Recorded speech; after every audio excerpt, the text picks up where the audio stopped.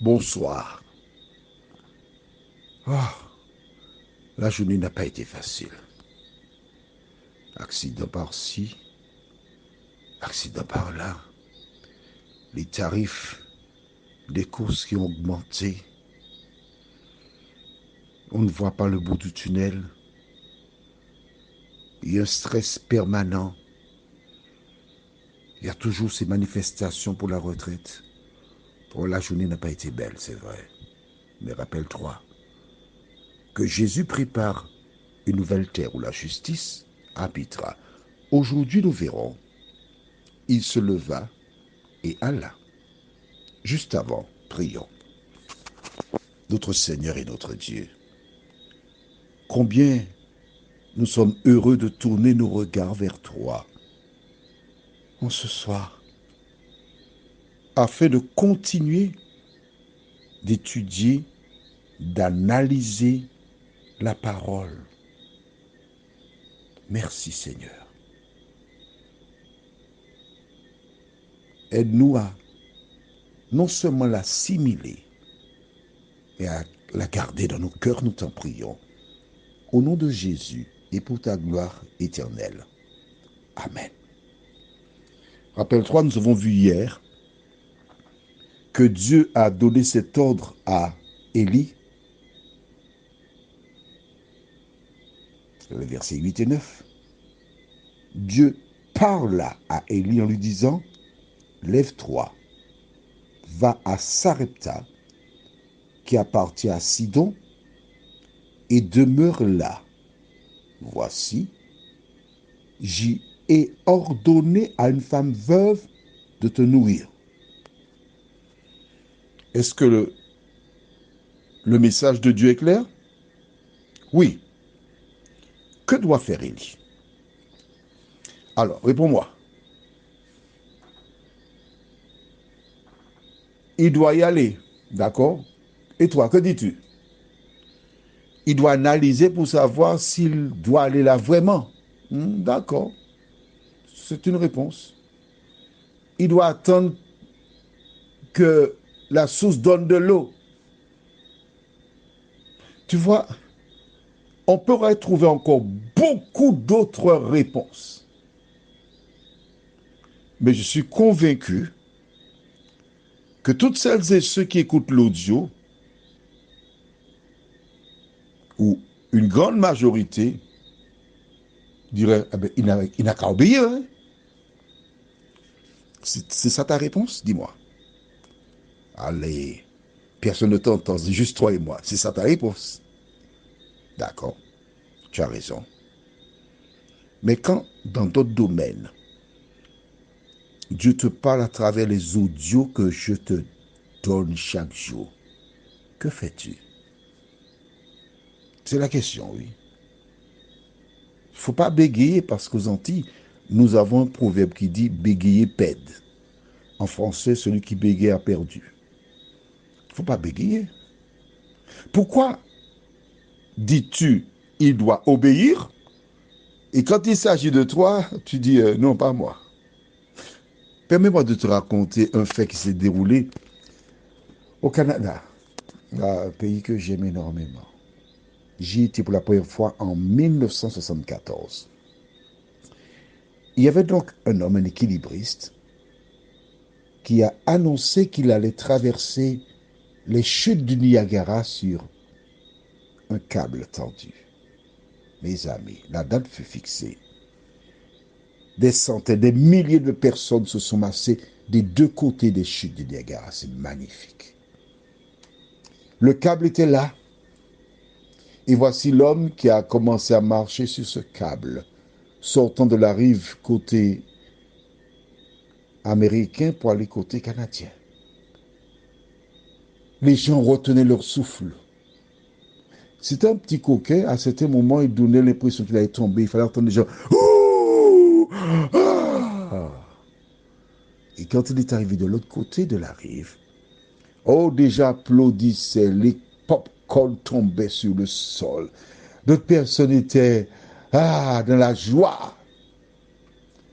À l'aide de micro, il annonça, mesdames et messieurs, je vais à nouveau traverser les chutes avec une bouette sur le câble. Pensez-vous que je peux le faire? Oh, des gens applaudissent. Oui, tu peux le faire, tu peux le faire. Ah oui, ah oui. Et des gens commençaient à parier dans l'auditoire. Qui veut monter dans la bouette? Oh là là. Et c'est là que les personnes commençaient à faire 2 pas en arrière. Toutes. Beaucoup de personnes disent, je crois en Dieu. J'aime Dieu. Mais quand Dieu leur parle, ils font 3 pas en arrière. Que fit Élie? Lisons au verset 10. 1 Roi 17, verset 10. Il se leva et il alla à Sarepta. Comme il arrivait à l'entrée de la ville, voici, il y avait là une femme veuve qui ramassait du bois. Il l'appela et dit, va me chercher, je te prie, un peu d'eau dans un vase afin que je boive. Waouh! Tu vois comment c'est facile avec Dieu? Dieu savait qu'il n'y aurait plus d'eau. En même temps, il est en train de te dire, ainsi qu'à moi, que nous devons boire de l'eau. C'est la boisson qu'il a mise en place pour nous. Oui. Est-ce que tu vois ça à travers notre étude de la Bible? La Bible est là pour notre bonheur. Nous ne pouvons pas vivre sans avoir bu de l'eau. Alors, Barbade, j'ai des amis qui me disent, oui, il faut protéger l'eau parce que l'eau est précieuse. Donc, on l'utilise seulement pour se baigner, puis on boit des boissons alcoolisées. Mais non, la Bible te dit que c'est l'eau. As-tu vu cela? Alors, à partir d'aujourd'hui, pourquoi tu ne mets pas en pratique ce que te dit la parole? L'eau. Il part. Et quand je te dis souvent, comme par hasard, ça veut pas dire hasard, non? Ça veut dire que Dieu a mis en place. Il arrive à Sarepta et il voit qui? Une femme veuve. Alors probablement, il y avait une tenue appropriée, comme aux Antilles, par le passé, pas maintenant. Par le passé, quand quelqu'un était veuve, elle portait un vêtement noir. Et si on avait un haut blanc, il y avait un petit point noir qu'on mettait sur la poitrine qui indiquait « j'ai perdu quelqu'un ». Il voit une femme veuve qui ramasse du bois. Il n'y a pas d'eau. Il dit à cette femme, donne-moi de l'eau dans un vase pour boire, j'ai soif. Est-ce que c'est cette femme-là que Dieu a sélectionnée pour Élie? C'est ce que nous verrons demain, si Dieu nous prête vie. D'accord? Que fera-t-elle? Ne dis pas la suite, tu te connais déjà. Attends-moi. On marche de même pas. Tu as vu donc qu'Élie a obéi, un prophète de Dieu. Allons, écris dans ton cahier, Jonas chapitre 1er. Ben oui, il faut écrire. Je suis désolé. Non, c'est pas vrai. Je ne suis pas désolé.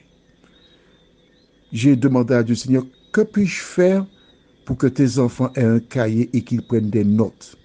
Et le Saint-Esprit m'a inspiré en me disant, ne donne pas toutes les références pour qu'ils aient à écrire les références. Donc je ne suis pas désolé puisque je ne fais qu'obéir à ce que me dit le Saint-Esprit. Et tu sais pourquoi je fais cela? C'est parce que je t'aime. Je voudrais te donner tous les éléments pour que tu prennes le temps pour étudier l'ouvrage le plus important de ta vie, la Bible. Tu as un enseignement gratuit pour ton salut. Lisons dans Jonas chapitre 1er, les versets 1 jusqu'au verset 3. La parole de l'Éternel fut adressée à Jonas, fils d'Amittai, en ces mots. Lève-toi, va à Ninive, la grande ville, et crie contre elle, car sa méchanceté est montée jusqu'à moi. Et Jonas se leva pour s'enfuir à Tarsis, loin de la face de l'Éternel. Il descendit à Jaffo, et il trouva un navire qui allait à Tarsis. Il paya le prix du transport et s'embarqua pour aller avec les passagers à Tarsis, loin de la face de l'Éternel. Deux hommes. Élie, qui est un prophète de l'Éternel, Jonas, qui est un prophète de l'Éternel. Dieu parle à Élie, il obéit. Dieu parle à Jonas, il désobéit. Dis-moi, ne cherche pas à me couillonner. Je te pose une question et c'est Dieu seul qui connaît la réponse. Es-tu un Élie ou un Jonas? Prions. Notre Seigneur et notre Dieu, merci pour la parole. En restant près du torrent, Élie serait certainement mort sans eau. Mais à travers cet audio, tu es en train de nous parler.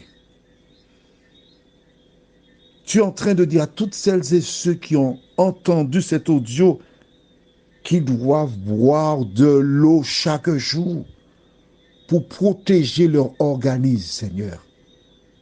Qu'est-ce que ta parole est riche? Élie, il n'a pas tergiversé. Dieu a parlé, il a obéi instantanément.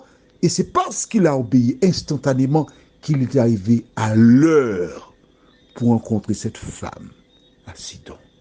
Seigneur, viens nous aider à nous rappeler que lorsque nous étions enfants et que nos parents nous appelaient, nous venions sans tarder.